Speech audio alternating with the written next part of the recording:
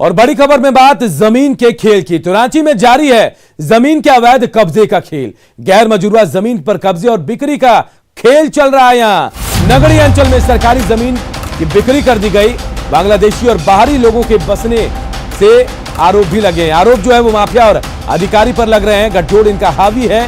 सरकारी जमीन पर कब्जे से अरबों का फर्जीवाड़ा हो रहा है।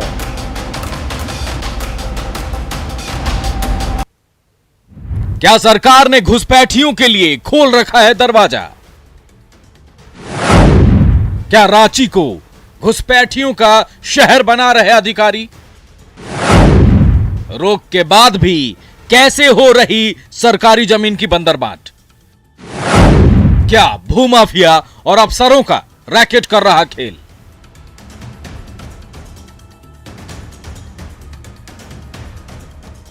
ये सारे सवाल इसलिए उठ रहे हैं कि राजधानी रांची में सरकार की नाक के नीचे भूमाफिया और अधिकारियों का गठजोड़ अवैध तरीके से सरकारी जमीन की बंदरबाट करने में लगा है और सरकार आंखें मूंदे बैठी है। ताजा मामला नगड़ी अंचल के पुंदाग मौजा का है, जहां खाता संख्या 383 की करीब 350 एकड़ गैर मजरूआ जमीन की अवैध तरीके से खरीद बिक्री की जा रही है, जबकि यह जमीन प्रतिबंधित है और इसकी खरीद बिक्री पर सरकार ने ही रोक लगा रखी है। बावजूद इसके न सिर्फ जमीन की अवैध रजिस्ट्री कराई जा रही है, बल्कि इसका म्यूटेशन भी किया जा रहा है। आलम यह है कि पुंदाग के इलाही नगर में बड़ी संख्या में बांग्लादेशी घुसपैठिए अपना पांव जमा चुके हैं। यहाँ राज्य सरकार ने खुद ही दरवाजा खोल रखा है लोगों के लिए कि जाओ और जहां मन करे कब्जा करो सरकारी जमीन पे, बना लो। फिर 20, 25, 30 साल बाद जो हम पे लोडर और बुलडोजर लेके आएंगे आपको तोड़ने के लिए, फिर ऑनरेबल हाईकोर्ट का ऑर्डर लाया जाएगा, तब जाकर के कुछ ना हो कुछ होगा। रांची की सरकारी जमीन को बचाने और घुसपैठियों का शहर बनने से रोकने के साथ ही भूमाफिया और अधिकारियों के गठजोड़ को बेपर्दा करने के लिए शिव शंकर शर्मा ने हाईकोर्ट का दरवाजा खटखटाया है और खाता संख्या 383 की प्रतिबंधित गैर मजरूआ जमीन की अवैध खरीद बिक्री में नगर अंचल के कर्मचारियों अधिकारियों के साथ रजिस्ट्री कार्यालय में हो रहे पूरे खेल के खुलासे के लिए सीबीआई जांच की मांग की है। शहर के बीचों बीच मात्र डीसी कार्यालय से 6-7 किलोमीटर की दूरी में इतना बड़ा एक पूरा नया टाउन बस गया है अवैध तरीका से कब्जा करते हुए, और आज तक प्रशासन की ओर से कोई भी कार्रवाई नहीं की, जबकि पूरा का पूरा 350 एकड़ जमीन आज गलत लोगों के कब्जा में है। जो रजिस्ट्रार है वे रजिस्ट्रार ही लोग मेन कल्प्रिट है, चाहे रांची के हो या हिनू के हो। ये लोग आए दिन जो है रजिस्ट्री करते हैं सरकारी जमीनों का। इनको पता है कि ऑनलाइन प्रोहिबिटेड लिस्ट अवेलेबल है, फिर भी ये पैसा लेकर के करते हैं। मेन धंधा भूमाफिया, फिर आपको रजिस्ट्रार, इन सारे लोगों का अरबों का खेल साल में होता है। भूमाफिया और सरकारी बाबुओं की साठगांठ का खौफ इतना है कि इस जमीन की बंदरबाट के इस खेल के खिलाफ कोई आवाज उठाने को तैयार नहीं और हर साल सरकारी जमीन पर अवैध कब्जे के खेल में अधिकारी अरबों का वारा न्यारा कर रहे हैं। सवाल यह है कि जब सरकारी जमीनों के रक्षक ही उसके भक्षक बन जाएं, तो फिर सरकारी जमीनों की रक्षा आखिर करेगा तो कौन? इस्लाम नगर के बाद अब इलाही नगर भी उसी रास्ते पर है, जिसे पहले गलत तरीके से बसाया गया और बाद में अवैध कहकर उजाड़ दिया गया। संजय कुमार सिन्हा, न्यूज़ 18, रांची। तो रांची में बड़े पैमाने पर जमीन के अवैध कब्जे और अवैध बिक्री पर न्यूज़ 18 के खुलासे से झारखंड की सियासत में खलबली है। सत्ताधारी गठबंधन में शामिल जेएमएम ने जहां पूरे मामले पर गंभीरता दिखाते हुए जांच का भरोसा दिलाया, तो वहीं कांग्रेस ने भी अधिकारियों पर मनमानी का आरोप लगाते हुए पूरी जांच की मांग की। इधर बीजेपी ने सत्ता में शामिल शीर्ष नेताओं पर ही माफिया को संरक्षण देने का आरोप लगाया है। बातें संज्ञान में आई हैं और मुझे लगता है कि जो पहले से जमीन माफियाओं और दलालों के हौसले पूर्ववर्ती सरकार में काफ़ी बढ़ गए थे और इस सरकार के संज्ञान में आते ही निश्चित तौर पर, चूंकि ये सरकार कार्रवाई करने वाली सरकार है, मामले संज्ञान में आएंगे, कार्रवाई होगी। निश्चित तौर पर जो जमीन की लूट दिख रही है, संज्ञान में आ रही है, निश्चित तौर पर इस पर लगाम लगाया जाएगा। जो दोषी हैं उस पर कार्रवाई भी की जाएगी। प्रदेश कांग्रेस कमेटी पूरी तरह से इस प्रकार के अवैध कारोबार की खिलाफत करती है।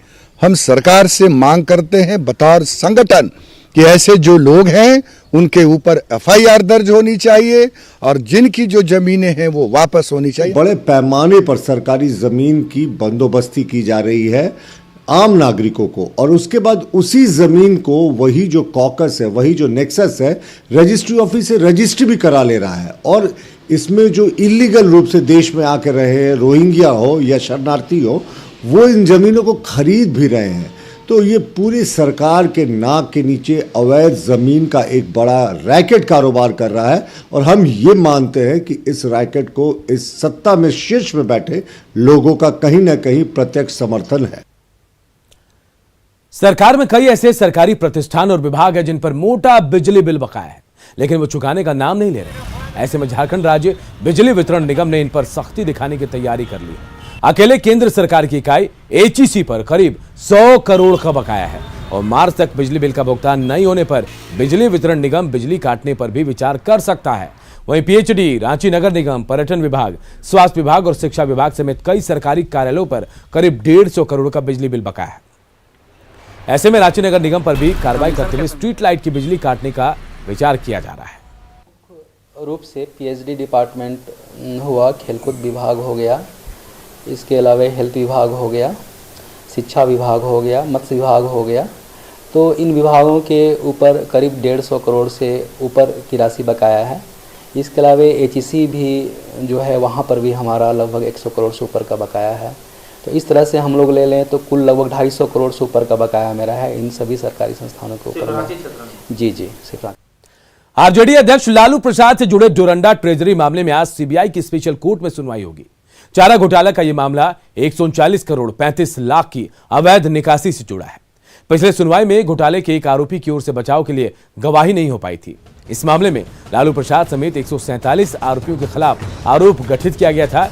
इनमें 37 आरोपियों का निधन हो चुका है, जबकि लालू प्रसाद समेत 110 आरोपियों पर सुनवाई जारी है। इस मामले में मुख्य आरोपी लालू प्रसाद का बयान दर्ज किया जा चुका है। इस मामले में सीबीआई की ओर से 575 गवाहों की गवाही दर्ज कराई जा चुकी है। वहीं बचाव पक्ष की ओर से 100 से ज्यादा गवाह पेश किए गए। स्पेशल कोर्ट में सप्ताह में 2 दिन मंगलवार और शुक्रवार को इस मामले की सुनवाई हो रही है।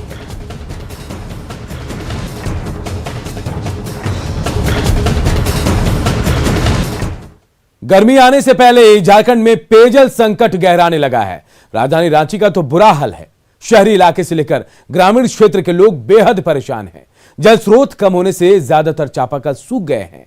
न्यूज 18 की पड़ताल में लोगों का गुस्सा पेयजल एवं स्वच्छता विभाग की लापरवाही को लेकर सामने आया, क्योंकि विभागीय अधिकारियों को महीनों से खराब पड़े हैंडपंप को चालू कराने की फुर्सत तक नहीं है।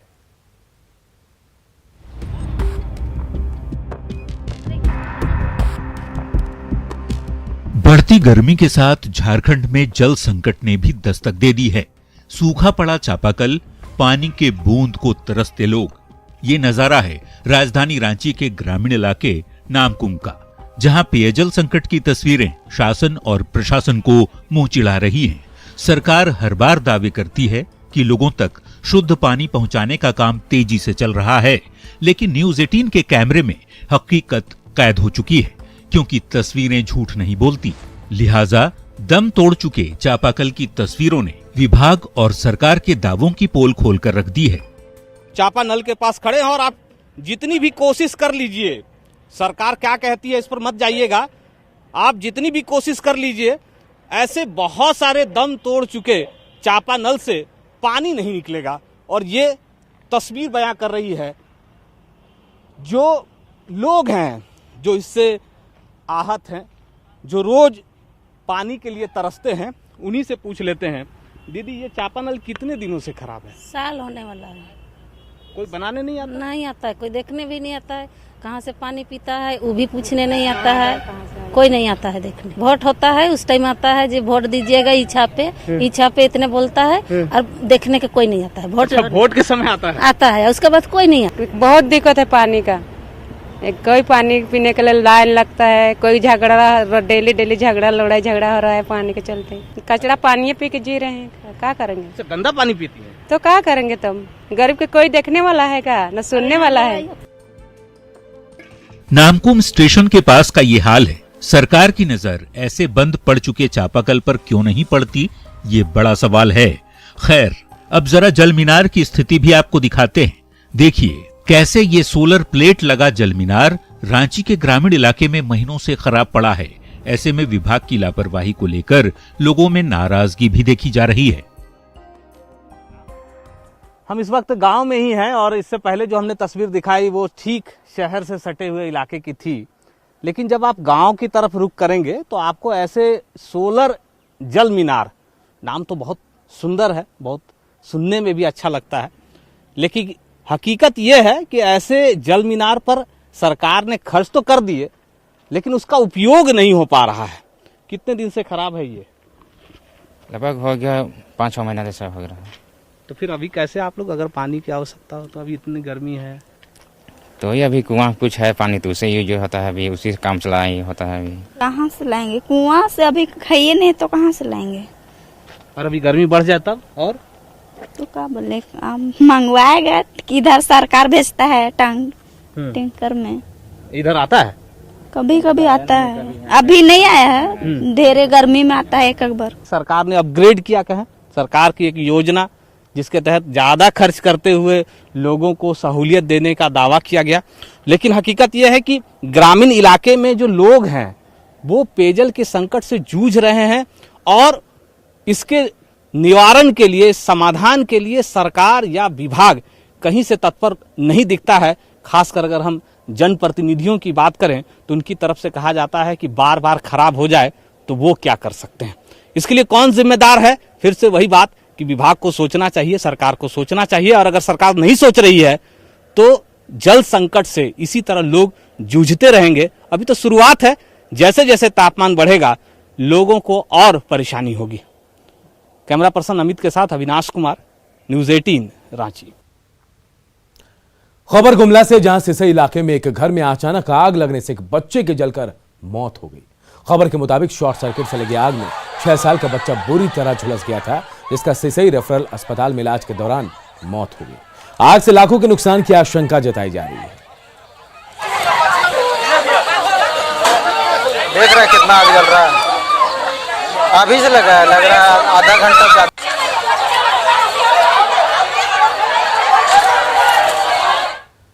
रांची में नशे के धंधेबाजों के खिलाफ पुलिस को एक बड़ी कामयाबी मिली है। रांची टाटा रोड के पास पुलिस ने कार्रवाई करते हुए 2 किलो तैयार अफीम के साथ 2 तस्करों को पकड़ा।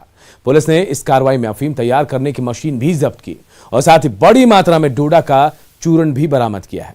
अफीम तस्करों के खिलाफ इस कार्रवाई को पुलिस बड़ी सफलता मान रही है, क्योंकि रांची के अफीम तस्कर अब ज्यादा मुनाफा कमाने के लिए प्रोसेसिंग प्लांट भी लगाने लगे हैं।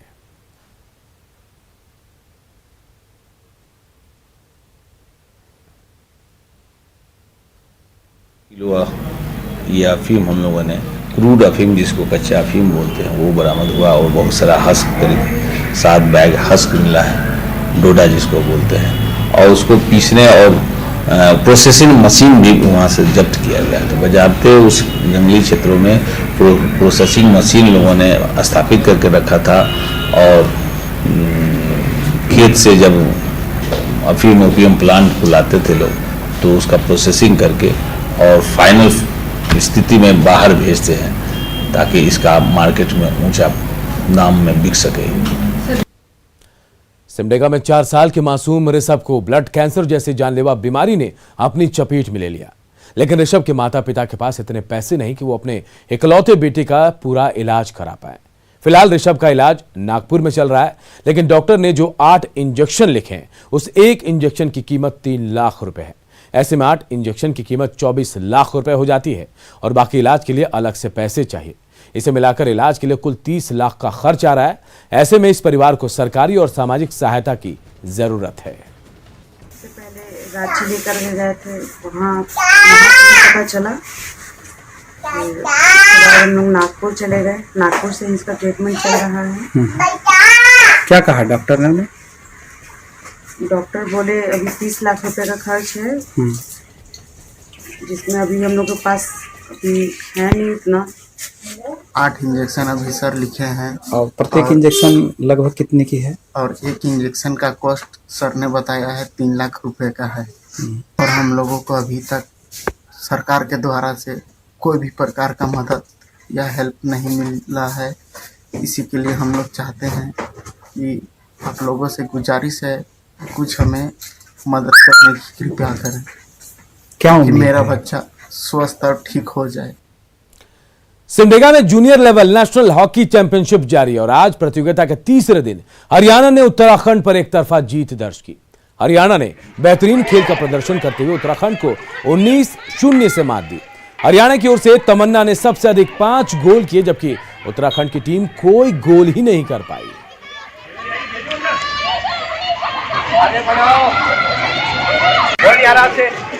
और देखिए वही टूर्नामेंट के दूसरे मैच में बिहार और चंडीगढ़ का मैच हुआ, जो काफी रोमांचक रहा। बिहार की टीम मैच खत्म होने से पहले तक 2-0 से आगे थी, लेकिन अंतिम समय में चंडीगढ़ ने 2 गोल कर बिहार की संभावित जीत को रोक दिया। बिहार की ओर से कुमारी क्षमा और शांति ने 1-1 गोल किए।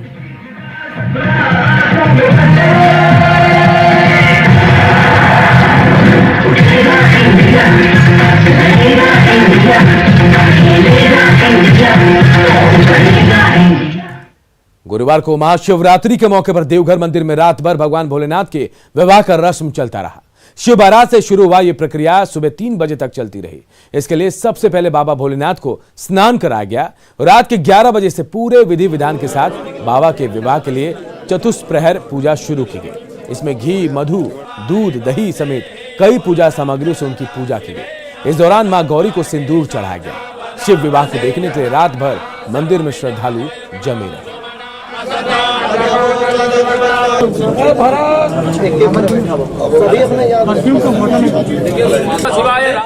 और टीवी पर पहली बार आ रहा है एक अनोखा शो, नेटवर्क 18 की खास पेशकश बायजूस यंग जीनियस। 13 मार्च को शाम 7:30 बजे न्यूज 18 बिहार झारखंड पर मिलिए मुंबई के दंग कर देने वाले तबला वादक तृप्तराज पंड्या से। मेरा नाम तृप्तराज पंड्या है। मैं 14 इयर्स का हूँ। मुझे तबला बजाना बहुत अच्छा लगता है और वही मेरा प्रोफेशन और पैशन है। I want to represent the Indian classical to the whole world. ये है यंग जीनियस, जिसकी उंगलियों का जादू देख लोग कह उठते हैं, वाह छोटे उस्ताद वाह। ये है यंग जीनियस, जिसने सिर्फ 2 साल की उम्र में ही बर्तन से धुन निकाल कर अपने आने वाले कल की आहट दे दी थी। ये है यंग जीनियस, जिसने सिर्फ 3 साल की उम्र में ऑल इंडिया रेडियो में अपना पहला तबला परफॉर्मेंस दिया। वो 4 साल का हुआ तो दूरदर्शन में दिखा और 6 साल की उम्र में वो Guinness book of world record में आ गया, दुनिया का सबसे छोटा तबला वादक। नेटवर्क 18 पर एक अनोखा शो दंग करने वाले मुंबई के 13 साल के तबला वादक तृप्तराज पंड्या के साथ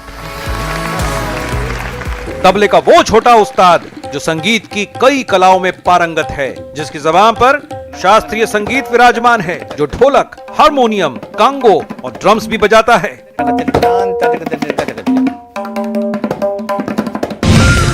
जिसे 2019 का प्रधानमंत्री राष्ट्रीय बाल पुरस्कार मिल चुका है।